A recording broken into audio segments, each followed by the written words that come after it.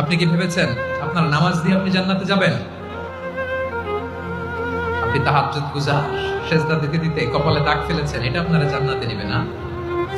আপনি এলাকার সবচেয়ে বড় হাতেম তাই দানশীল, এই দানের ভরসায় বসে আছেন। কুশ্চিন কালো আমাদের নামাজ, আমাদের রোজা, আমাদের ইবাদত, এগুলোকে মিজানের পাল্লায় উঠালে কোনো ওজনই হবে না। তবে আমাদের একটা কৌশল জানা আছে, আমরা আল্লাহর রহমতের ভিখারি। আমরা সেদিন আগেই গুনার স্বীকৃতি দিয়ে দেব।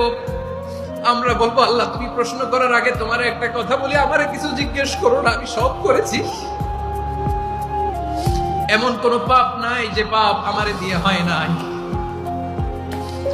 তোমার রহমত দিয়ে তুমি জান্নাতে পাঠাবা, তোমার দয়ায় জান্নাতে যেতে চাই, আমল দিয়ে না। পারবেন বলতে? কিয়ামতের দিন আমরা বলবো, আল্লাহ আমার আমল দিয়ে জান্নাত চাই না, আমি তোমার দয়া দিয়ে জান্নাত চাই।